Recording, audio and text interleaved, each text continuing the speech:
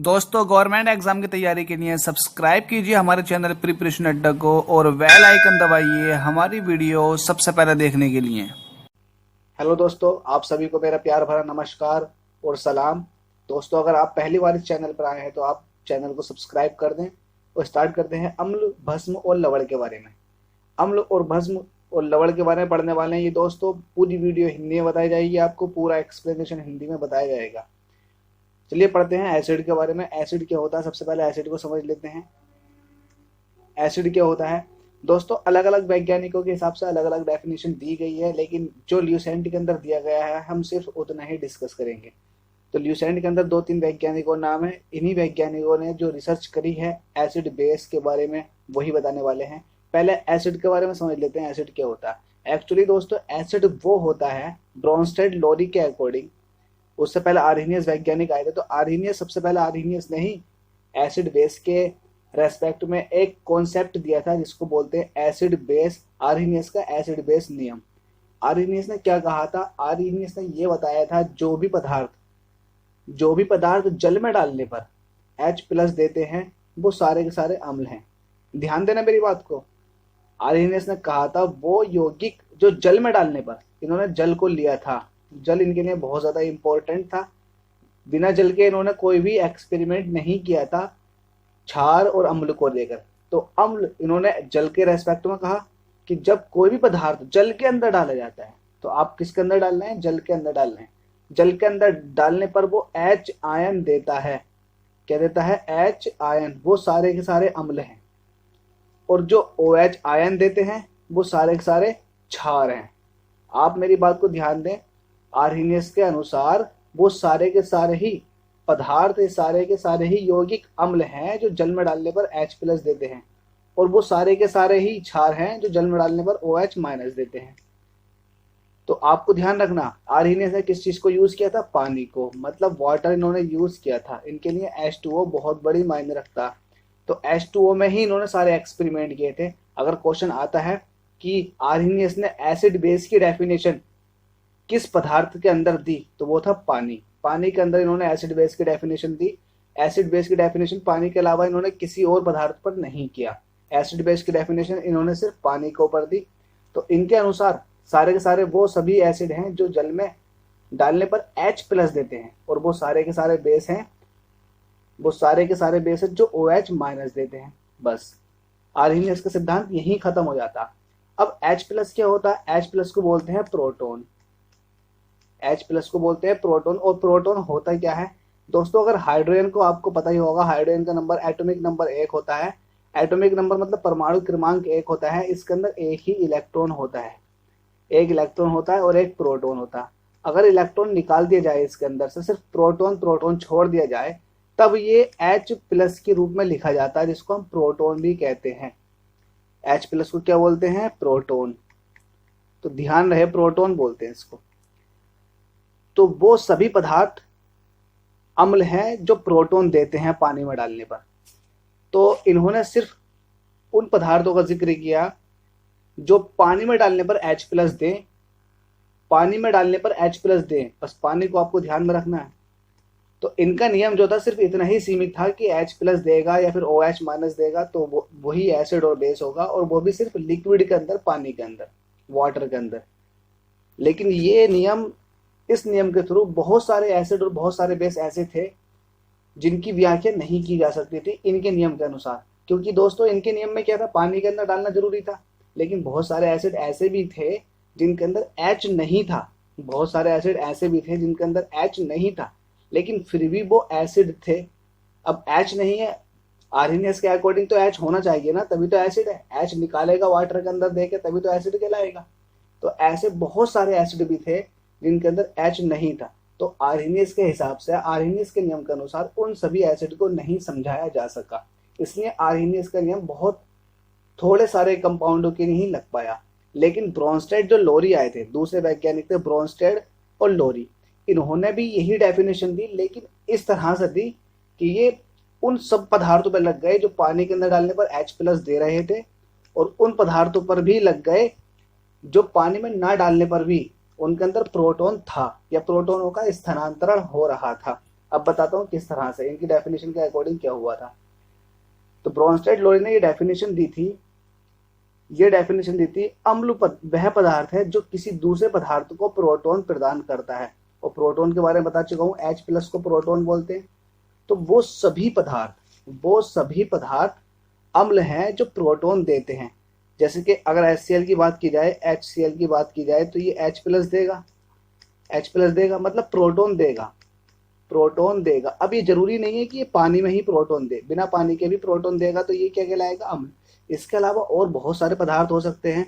अगर Na की बात की जाए और इसने Na+ दे दिया, क्या दे दिया, इनने Na+ दे दिया, तो इसने प्रोटॉन दिया ना अपना, तो इसने प्रोटॉन दिया है, तो ये क्या कहलाया, ये कहलाया एसिड, मतलब अम्ल। तो अम्ल वो सभी पदार्थ होते हैं, अम्ल वो सभी पदार्थ हैं जो जल में डालने पर H+ देंगे और जल में ना डालने पर भी प्रोटॉन देंगे, और जो प्रोटॉन लेगा वो क्या कहलाएगा, बेस कहलाएगा, मतलब क्षार।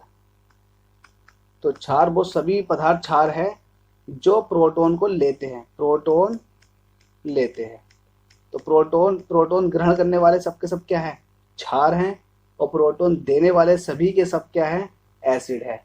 ये ब्रोंस्टेड लोरी का सिद्धांत था। लेकिन ब्रोंस्टेड लोरी के सिद्धांत के अनुसार भी बहुत सारे पदार्थ ऐसे बच गए थे जिसके अंदर ना तो प्रोटॉन देने की क्षमता थी और ना लेने की क्षमता, और ना जल में डालने पर वो H+ दे रहे थे, ना OH- दे रहे थे। तो फिर ये नियम किसी दूसरे वैज्ञानिक आए, उन्होंने बताया कि वो पदार्थ भी एसिड या बेस होंगे किसी दूसरे नियम के अनुसार। जैसे कि अगर मैं बात करूँ N2O4 की, यहाँ नहीं दिख रहा, यहाँ लिखता हूँ N2O4 की, तो ना तो इसके अंदर H है और ना इसके अंदर OH- है, और ना ही इसके अंदर प्रोटॉन देने की क्षमता, ना लेने की, लेकिन ये फिर भी एसिड या बेस कुछ ना कुछ तो होगा। तो ये एसिड और बेस जो बताया वो फिर आगे जो वैज्ञानिक आए उन्होंने बताया।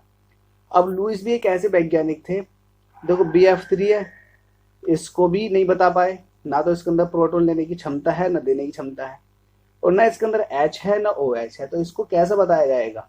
तो एक लुईस वैज्ञानिक थे जिन्होंने इनके बारे में बताया कि कौन सा एसिड होगा और कौन सा बेस होगा। तो लुईस के अनुसार क्या था, लुईस के अनुसार मैं बता देता हूँ आपको, लुईस के अनुसार वो सारे के सारे एसिड थे, अम्ल थे, जो इलेक्ट्रॉन पेयर, मतलब दो इलेक्ट्रॉनों को ले रहे थे, क्या कर रहे थे, दो इलेक्ट्रॉनों को ले रहे थे। तो जो दो इलेक्ट्रॉनों को ले रहे थे उनको बोलते हैं अम्ल, जो दो इलेक्ट्रॉनों को लेंगे वो अम्ल। अब इन इलेक्ट्रॉनों को लेंगे किस तरह से, जो एटम इन इलेक्ट्रॉनों को देगा इसको बोलते हैं इलेक्ट्रॉनों का पेयर, इसलिए इलेक्ट्रॉन पेयर बोलते हैं, और कभी कभी इसको लोन पेयर भी बोलते हैं। लोन पेयर का मतलब होता है निर्जन जोड़ी, ये लिखा हुआ निर्जन जोड़ी, ऐसी जोड़ी नो जो नहीं जनी जा सके, जनी मतलब जो किसी भी बंध बनाने में, केमिकल बॉन्ड बनाने में भाग ना ले रही हो। तो ऐसी जोड़ी किस तरह से पता लगाएंगे कि ऐसी जोड़ी है या नहीं एटम के अंदर। तो एटम के अंदर इस तरह की जोड़ी का पता लगाने के लिए मैं आपको बताता हूँ किस तरह से पता लगाएंगे। पहले इलेक्ट्रॉन पेयर के बारे में या लोन पेयर के बारे में समझ लेते हैं, ये निर्जन जोड़ी के बारे में। आपको पता होगा नाइट्रोजन का जो एटॉमिक नंबर होता है वो 7 होता है।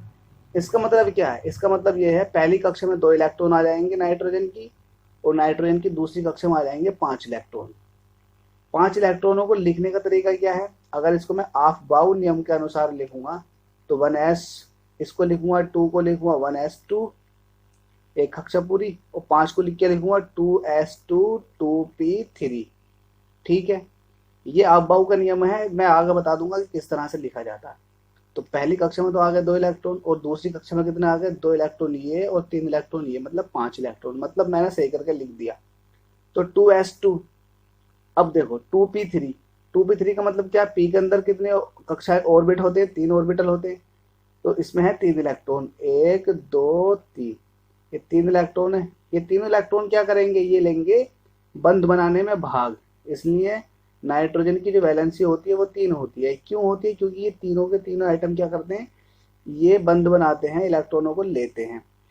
तो ये तीनों के तीनों आइटम तो बंध बना रहे हैं, सॉरी ये तीनों के तीनों ऑर्बिटल तो बंध बना रहे हैं। तो जो दूसरा वाला ऑर्बिटल था, ये जो था एस वाला, ये तो बंध नहीं बना रहा ना, ये बंध नहीं बना रहा, इसके पास है कितने इलेक्ट्रॉन, 2 इलेक्ट्रॉन। तो इसको बोलते हैं निर्जन जोड़ी, लोन पेयर। तो ये आउटर आउटर कक्षा में, ये बाहर की कक्षा है। अरे दो ही कक्षा है, एक कक्षा तो ये हो गई 2 तक और दूसरी कक्षा में 5 इलेक्ट्रॉन है, तो 5 इलेक्ट्रॉन में से 2 इलेक्ट्रॉन जो हैं जो बंध बनाने में भाग नहीं ले रहे, इसको कहेंगे निर्जन जोड़ी, लोन पेयर। अब तो ऐसे एटम आप देखिएगा जो बंध बनाने के बाद ऐसी निर्जन जोड़ी छोड़ देते हैं, तो वो निर्जन जोड़ी दूसरा एटम अपने पास खींच लेता है। तो ऐसे एटम जो इस निर्जन जोड़ी को देते हैं, त्याग करते हैं, वो कहलाते हैं बेस, मतलब क्षार। और ऐसे यौगिक या फिर ऐसे तत्व जो इस निर्जन जोड़ी को लेते हैं, वो कहलाते हैं अम्ल। तो आपको पता चल गया होगा अब अम्ल किसको कहते हैं और क्षार किसको कहते हैं। इस नियम के अनुसार अगर मैं NH3 और BF3 की अगर बात करूं, तो ये कॉम्प्लेक्स बनाता है जिसका फॉर्मूला होता है NH3BF3, जिसमें नाइट्रोजन जो है अपना इलेक्ट्रॉन पेयर B को दे देता है। देखो बोरोन है, बोरोन के पास इलेक्ट्रॉन पेयर लेने के लिए काफ़ी जगह है, इलेक्ट्रॉन पेयर इसको चाहिए। क्यों चाहिए? क्योंकि बोरोन जो है इसका जो अगर इसका बाहरी कक्षा की अगर बात करूं तो बोरोन के होते हैं 5 इलेक्ट्रॉन टोटल। बोरोन के पास 5 इलेक्ट्रॉन टोटल होते हैं। तो पहली कक्षा में आ गए 2 इलेक्ट्रॉन और दूसरी कक्षा में आ गए 3 इलेक्ट्रॉन। अब 3 इलेक्ट्रॉन किस तरह से भरे जाएंगे? आबबाओ के नियम के अनुसार ये हो जाएंगे 2s2 और 2p1। अब देखिए बोरोन बनाएगा, बोरोन के पास पी में कितने इलेक्ट्रॉन है? 1 इलेक्ट्रॉन। और पी में ज्यादा से ज्यादा कितने इलेक्ट्रॉन रह सकते हैं? 6 इलेक्ट्रॉन। तो 6 इलेक्ट्रॉन रह सकते हैं और 1 इलेक्ट्रॉन है, तो इसका मतलब बंध बनाने में जो भाग लेगा वो पी लेगा। और पी के पास अभी तो बहुत कम इलेक्ट्रॉन है पी के अंदर, तो इसका मतलब ये एस वाला भाग नहीं लेगा, ये पी वाला ही भाग लेगा। और पी के अंदर बहुत सारे इलेक्ट्रॉन आ सकते हैं, इसलिए बोरोन जो है इलेक्ट्रॉनों को लेगा ही लेगा। इसलिए बोरोन ने इलेक्ट्रॉन पेयर लिए हैं, इलेक्ट्रॉन पेयरों को लेगा, इलेक्ट्रॉन की निर्जन जोड़ी लोन पेयर को भी लेगा, इसलिए ये एसिड कहलाएगा और इस एसिड को कहेंगे लुईस एसिड। तो BF3 क्या है? BF3 जो है ये एक लुईस अम्ल है। BF3 लुईस अम्ल है। ये आर्हीनियस अम्ल है क्या? ये आर्हीनियस अम्ल नहीं होगा, क्योंकि इसके अंदर ना तो H+ है और ना OH- है। अगर H+ होता पानी में डालने पर ये H+ देता, अगर H+ देता पानी में डालने पर तो कहलाता ये एसिड और लुईस एसिड, और OH- देता पानी में डालने पर तो कहलाता लुईस बेस, लुईस क्षार। लेकिन ना तो ये H+ दे रहा है ना OH- दे रहा, तो ये आर्हीनियस अम्ल और क्षार तो होगा नहीं। अब आता है ब्रोंस्टेड लोरी वाला। तो ना तो ये प्रोटॉन दे रहा है और ना ही ये प्रोटॉन ले रहा है, तो ना तो ये अम्ल है और ना ये क्षार है, तो ब्रोंस्टेड लोरी का भी नहीं हुआ। तो BF3 के अकॉर्डिंग BF3 बोरोन जो है इलेक्ट्रॉन पेयर ले लेगा, इलेक्ट्रॉन की लोन पेयर मतलब निर्जन जोड़ी को एक्सेप्ट कर लेगा, इसलिए ये लुईस एसिड कहलाएगा। कौन सा एसिड कहलाएगा? Lewis acid. तो आपको ध्यान रखना है कि ये BF3 क्या है? एक लुईस अम्ल है। और अम्ल क्यों है? क्योंकि ये जो है इलेक्ट्रॉनों को लेगा, अपने अंदर इलेक्ट्रॉनों को लेगा। अब कुछ एसिड दे रखे हैं यहाँ पर, जैसे कि सिरका हो गया। सिरका क्या होता है? जो घरों में सिरका बनता है उसके अंदर एसिटिक एसिड पाया जाता है। एसिडिक एसिड का अगर आपको फॉर्मूला याद हो तो मैं बता देता हूँ। एसिडिक एसिड का फॉर्मूला होता है CH3COOH। ये एसिडिक अम्ल का फॉर्मूला होता है। जितने भी संतरे होते हैं या फिर संतरे की फैमिली जितनी भी होती है, जैसे कि मौसम्बी हुआ, संतरा हुआ, नींबू हुआ, उन सबके अंदर सिट्रिक अम्ल पाया जाता। कौन सा अम्ल पाया जाता? सिट्रिक अम्ल पाया जाता, आपको ध्यान रखना। और इमली के अंदर जो पाया जाता है वो टार्टरिक अम्ल पाया जाता है। इसको याद करने के लिए आपको याद करना पड़ेगा ईंट, मतलब इमली के अंदर पाया जाता है टार्टरिक एसिड। ईंट से आपको याद रखना है इमली के अंदर क्या पाया जाता है? Tartaric acid. इमली हुई या अंगूर हुए, खट्टे अंगूर जो होते हैं, उन सब के अंदर क्या पाया जाता है? Tartaric acid. और टमाटर के अंदर पाया जाता है ऑक्जेलिक अम्ल। ऑक्जेलिक अम्ल का एक सबसे बड़ा उपयोग होता है जो दाग धब्बे कपड़ों पर लग जाते हैं, बहुत ज्यादा जिद्दी दाग जो लग जाते हैं, उनको छुटाने के लिए टमाटर का यूज करते हैं। और दही तो आपको पता है, मिल्क या फिर दूध मिल्क के अंदर पाया जाता है लैक्टिक एसिड पाया जाता है। इसको आपको ml से याद करना है। किससे याद करना है? ml से। मतलब मिल्क के अंदर क्या पाया जाता है? Lactic acid. और देख लेते हैं कुछ और। नींबू के अंदर भी सिट्रिक अम्ल पाया जाता है, मैं बता चुका हूँ। चींटी हुआ या बिच्छू हुआ, चींटी या फिर बिच्छू के अंदर पाया जाता है फॉर्मिक एसिड, जिसका फॉर्मूला होता है HCOOH। कहीं कहीं इसको मीथेनोइक एसिड देते हैं, मीथेनोइक अम्ल। तो मीथेनोइक अम्ल से ना घबराएं, इसका फॉर्मिक एसिड का ही फॉर्मिक एसिड का ही नाम जो है मीथेनोइक अम्ल है। क्योंकि अगर इसको मैं IUPAC से देखूंगा तो ये मीथेन कहलाएगा, मैथ कहलाएगा। मैथ अगर एक कार्बन होता तो मैथ कहलाते हैं, मैथ। और दो होते हैं कार्बन, दो होते हैं तो prop meth eth prop but, इस तरह से कहलाते हैं, पेंट। तो ये कार्बन एक है तो इसके लिए मैथ कहलाएगा। और COOH के लिए लगता ओइक, तो हो गया मैथेनोइक एसिड। तो HCOOH फॉर्मिक एसिड को ही मैथेनोइक एसिड किया कहा गया है। इसमें एक बहुत इंपॉर्टेंट क्वेश्चन ये है कि HCl जो है, HCl खाना पचाने में HCl अम्ल का यूज होता है। खाना पचाने के अंदर, या फिर ये यूं कहें कि अपनी जो आंतें होती हैं, आंतों के अंदर कौन सा अम्ल पाया जाता है? पाया जाता है हाइड्रोक्लोरिक अम्ल। हाइड्रोक्लोरिक अम्ल पाया जाता है। और हमारी आंत जो होती है उसके अंदर पचाने के लिए यूज किया जाता है, क्योंकि खट्टा होता है तो हमारे खाने को अच्छे से पचा देता है। और सोना या फिर चांदी के शुद्धिकरण के लिए जो करते हैं वो नाइट्रिक अम्ल का यूज करते हैं। नाइट्रिक अम्ल का फॉर्मूला होता है HNO3। नाइट्रिक अम्ल का यूज करते हैं। और अगर नाइट्रिक अम्ल और +3 हाइड्रोक्लोरिक अम्ल को जोड़ दिया जाए तो ये कहलाता है एक्वारेजिया। इसको बोलते हैं एक्वारेजिया। और इस मिश्रण के अंदर है ना, इस मिश्रण के अंदर जो है सोना चांदी ये घुल जाती हैं, क्योंकि ये बहुत ही ज्यादा खतरनाक होता है। 3 HCl और 1 HNO3 को मिला दिया जाए तो ये बनता है एक्वारेजिया, जो कि चांदी को या फिर सोने को घोल देता है, बिल्कुल घोल देगा। आपको पता ही नहीं चलेगा कि कहाँ गया, घुल जाएगा। अगर आपके पास इसका मिश्रण है और अगर आपने सोने की चैन डाल दी इसके मिश्रण में तो आपको कुछ हाथ नहीं आने वाला, तुरंत घुल जाएगा। तो ये शुद्धिकरण के लिए यूज किए जाते हैं। और आगे चलते हैं। कुछ एसिड का क्रम ये है, हाइड्रोक्लोरिक एसिड की जो प्रबलता होती है वो ज़्यादा होती है, फिर उसके बाद HNO3 की, फिर उसके बाद H2SO4 की, और ये है एसिटिक एसिड। इस एसिड का नाम है हाइड्रोक्लोरिक अम्ल, इस एसिड का नाम है HNO3 मतलब नाइट्रिक अम्ल, और इसका नाम है H2SO4 सल्फ्यूरिक अम्ल, और इसका नाम है एसिटिक एसिड। तो कुछ एसिड के यूज थे ये।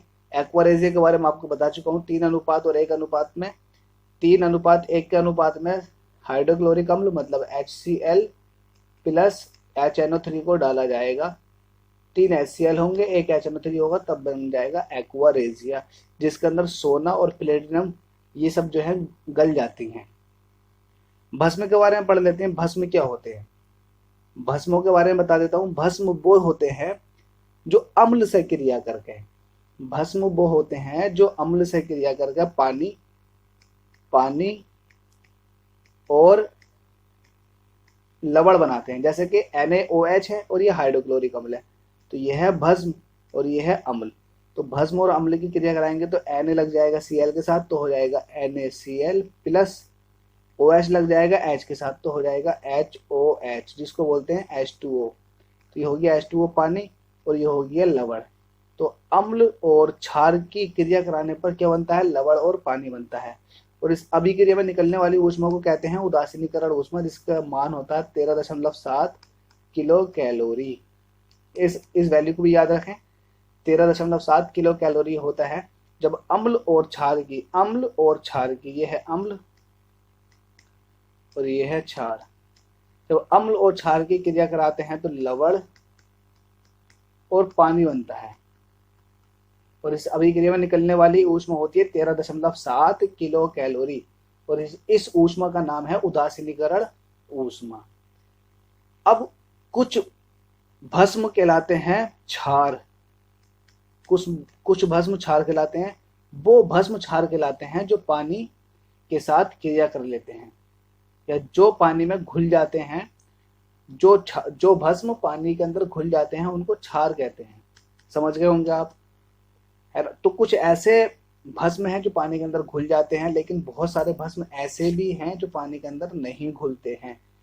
तो वो भस्म जो होंगे, वो भस्म होंगे कुछ डी ब्लॉक। आपने सुना होगा पीरियोडिक टेबल के अंदर डी ब्लॉक है, तो डी ब्लॉक के जो मेटल हैं उनके ऑक्साइड, जैसे कि कॉपर का ऑक्साइड हो गया, आयरन का ऑक्साइड हो गया, जिंक का ऑक्साइड हो गया, तो ये भी भस्म है, लेकिन ये भस्म जो है पानी के साथ क्रिया नहीं करते हैं, तो ये भस्म भस्मी कहलाएंगे।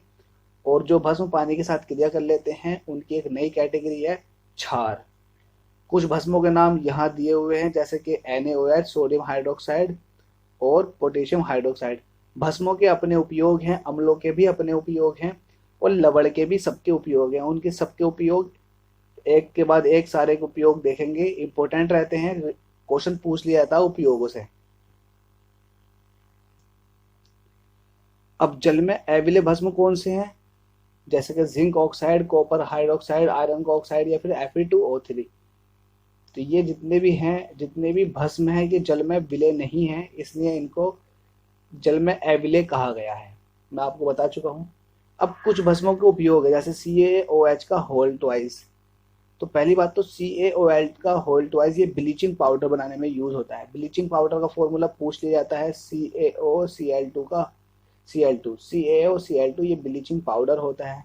और प्लास्टर बनाने में इसका उपयोग होता है, और घरों में चूना पोतने में भी इसका उपयोग होता है। जो चूना आप डालते हो घरों में वो CaO होता है, लेकिन चूना पानी के साथ रिएक्शन करके CaOH का होल ट्वाइस दे देता है। तो इसका मतलब ये हुआ कि ये चूना जो घरों में फिरता है उसके अंदर ये CaOH का होल ट्वाइस होता है। तो घरों में चूना फेरने के लिए जो गरीब होते हैं, गाँवों में घर होते हैं, तो वो चूना लाते हैं और अपने घरों पर एक कलर के रूप में लगाते हैं, तो वो यूज़ करते हैं CaOH का होल ट्वाइस को। ये ब्लीचिंग पाउडर बनाने में भी इसका उपयोग किया जाता है। ब्लीचिंग पाउडर का जो मेन उपयोग होता है रंग को उड़ाने के लिए। किसी भी चीज़ का अगर रंग उड़ाना है कुछ टाइम के लिए, तो ब्लीचिंग पाउडर डाल दो तो रंग उड़ जाएगा, बाद में भले ही रंग आ जाए। जल को मृदु बनाने के लिए इसका उपयोग किया जाता है, हार्डनेस कम करने के लिए। और चमड़े के ऊपर जो बाल होते हैं, किसी भी जानवर के चमड़े के ऊपर जो बाल होते हैं उनको खत्म करने के लिए भी इसका उपयोग किया जाता है। और अगर कहीं भी तेजाब से कोई जल जाए तो उसकी मरहम पट्टी के लिए इसका उपयोग करते हैं। तो ये थे CaOH के होल ट्वाइस के उपयोग, मतलब कैल्शियम हाइड्रोक्साइड के उपयोग। ऐसे ही कास्टिक सोडा है जो बहुत ही खतरनाक है, इसके भी अपने कुछ उपयोग हैं, उपयोग तो इसके भी होंगे। जैसे कि पेट्रोल को साफ करने के लिए इसका उपयोग किया जाता है, साबुन बनाने में इसका उपयोग किया जाता है। साबुन बनाने की अभिक्रिया को साबुनीकरण कहते हैं, जहाँ पर NaOH का उपयोग किया जाता है। सोडियम स्टीयरेट बनता है जो कि साबुन है, और दवा बनाने में इसका उपयोग किया जाता है, और कारखानों को साफ करने में इसका उपयोग किया जाता है। कागज़ या फिर कपड़ा फैक्ट्री में इसका उपयोग करते हैं साफ करने के लिए कपड़ों को, क्योंकि ये बहुत खतरनाक होता है, मैल को एकदम काट देता है। अच्छा, मिल्क ऑफ मैग्नीशिया किसको कहते हैं? मैग्नीशियम हाइड्रोक्साइड को मिल्क ऑफ मैग्नीशिया कहते हैं। ये पेट की अम्लता, जो एसिडिटी हो जाती है पेट के अंदर, उसको दूर करने में इसका उपयोग करते हैं। तो अल्टीमेटली ये जितने भी क्षार थे उनका उपयोग है, तो क्षार के भी अपने उपयोग हैं। अब चलते हैं लवण के ऊपर। लवण क्या होते हैं? सॉल्ट। मैं आपको बता चुका हूँ, उदासीनीकरण अभिक्रिया में जो लवण बनता है अम्ल और क्षार की रिएक्शन कराने पर जो बनता है लवण और वाटर। तो इस लवण के भी अपने उपयोग है, सॉल्ट, जैसे कि NaCl खाने वाला लवण। लेकिन इसमें भी कुछ ऊष्मा निकलती है जिसको 13.7 किलो कैलोरी कहते हैं, और इस ऊष्मा का नाम है उदासीनीकरण ऊष्मा। आगे चलते हैं, कुछ लवणों के उपयोग देख लेते हैं क्या उपयोग हैं। जैसे कि NaCl की बात की जाए तो सोडियम क्लोराइड का उपयोग तो आप बहुत अच्छे से समझते हैं। ये खाना खाने में, जायकेदार चीज़ें खाने के अंदर जायका बढ़ाने के लिए, खाने को नमकीन करने के लिए इसका उपयोग किया जाता है। और सोडियम बाइकार्बोनेट ये भी एक खाने वाला सोडा है, इसको सोडियम बाइकार्बोनेट ये एक खाने वाला सोडा है। और Na2CO3 ये कपड़े धोने का सोडा है, जिसको धावन सोडा कहते हैं। ये भी वाइट कलर का होता है और ये भी वाइट कलर का होता है। फर्क इतना है, ये H लग गया जिसकी वजह से बाई यूज हो रहा है, सोडियम बाइकार्बोनेट, और ये है सोडियम कार्बोनेट। ध्यान रहे, सोडियम कार्बोनेट Na2CO3 होता है।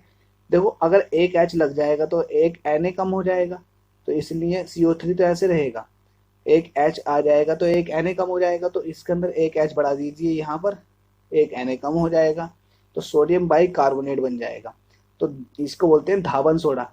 सोडियम बाई कार्बोनेट को, सोडियम कार्बोनेट को बोलते हैं धावन सोडा। इसके अंदर 10 जो है पानी के जो होते हैं मॉलिक्यूल लगे हुए होते हैं। इसको खाते हैं और इससे कपड़े धोते हैं। इनके भी अलग अलग उपयोग हैं। अब चलते हैं सोडियम हाइड्रोक्साइड की तरफ को। जो कास्टिक सोडा होता है, इसका उपयोग अपमार्जक का चूर्ण बनाने में किया जाता है। जो अपमार्जक होते हैं उनका चूर्ण बनाने में किया जाता है। अपमार्जक क्या होते हैं? जैसे कि डिटर्जेंट की बात हो रही है, डिटर्जेंट जो हम डिटर्जेंट यूज करते हैं तो वो होते हैं अपमार्जक। तो अपमार्जक बनाने में इसका उपयोग किया जाता है। और एक आता है पोटेशियम नाइट्रेट, इसको बोलते हैं शोरे का अम्ल। क्या बोलते हैं इसको? शोरे का अम्ल। एक्चुअली ये शोरा है और शोरे का अम्ल बोलते हैं पोटेशियम नाइट्रेट को। तो ये शोरा है। शोरा जो होता है ये बहुत ही खतरनाक होता है, विस्फोटक होता है, तो बारूद बनाने में इसका उपयोग किया जाता है। अब देखते हैं लास्ट टॉपिक को। इस पूरे ही एसिड बेस का लास्ट टॉपिक क्या था? तो लास्ट टॉपिक है पीएच स्केल। पीएच स्केल में जो होता है दोस्तों 0 से लेके 7 से लेके 14 ये वैल्यूज होती हैं। 14 अगर कोई पदार्थ जिसकी पीएच मान 7 है तो उसको माना जाता है न्यूट्रल। क्या माना जाता है? न्यूट्रल मतलब उदासीन। लेकिन जिसकी 7 से कम है उसको माना जाता है अम्लीय, और जिसकी 7 से ज्यादा है उसको माना जाता है क्षारीय। अम्लीय मतलब खट्टा, क्षारीय मतलब तीखा। और जो हमारे मुंह के अंदर लार होती है, लार, उसकी जो पीएच का मान होता है वो 7 से कम होता है। 7 से कम होने की वजह से 7 से कम होता है, 7 से कम लगभग 5.5 होता है। और अगर ये पीएच का मान बदल जाता है, मतलब ये 6 या फिर 7 की तरफ को जाने लगती है, तो हमारे मुंह में जो होती है वो अम्लता की कमी हो जाती है, जिसकी वजह से दांतों का क्षय होना या फिर दांतों का खराब होना, दांतों का टूटना, ये सब नॉर्मल घटनाएं होने लगती हैं। तो इसलिए अपने मुंह को थोड़ा बहुत खट्टा रखें ताकि आपके दांत ना टूट सके। दांत जो बने हुए होते हैं, दांतों के ऊपर कैल्शियम की एक इनेमल होती है, कैल्शियम फास्फेट की इनेमल होती है, जो कि बहुत ही ज्यादा मजबूत एलिमेंट है, कंपाउंड है कैल्शियम फास्फेट। कैल्शियम फास्फेट की एक इनेमल होती है दांतों के ऊपर। दांतों के ऊपर जो होती है इनेमल, पहली परत जो होती है वो होती है कैल्शियम फास्फेट की, जो कि बहुत ही ज्यादा मजबूत है। और पीएच स्केल जो होता है ये हाइड्रोजन की सांद्रता पीएच स्केल जो होता है एक्चुअली वो ये होता है लघुगणक होता है 1/H+ का। जब H+ ऊपर जाएगा तो माइनस में हो जाएगा, और माइनस आ जाता है पहले। लॉग की ये प्रॉपर्टी है। अगर लॉग की ये प्रॉपर्टी है, लॉग अगर m2 करोगे तो इसका मतलब है 2 log m। जो इसका 2 था वो पहला आ जाता है, तो इसलिए माइनस भी पहला आ जाएगा। ये नॉर्मल सी घटना मैथमेटिक्स की आपको पता ही होगी। तो ये होती है पीएच। अगर 7 से कम है तो एसिड, और अगर 7 से ज्यादा है तो क्या कहलाएगा? ये बेस मतलब क्षार। तो दोस्तों इस वीडियो में तो फिलहाल इतना ही। वीडियो अच्छी लगी हो तो इसको लाइक और शेयर करना ना भूलें, और अगर आप चैनल पर पहली बार आए हैं तो इसको सब्सक्राइब जरूर कर लें ताकि हमारी तरफ से आने वाली इस तरह की सभी वीडियो का नोटिफिकेशन मिल सके। Thank you so much.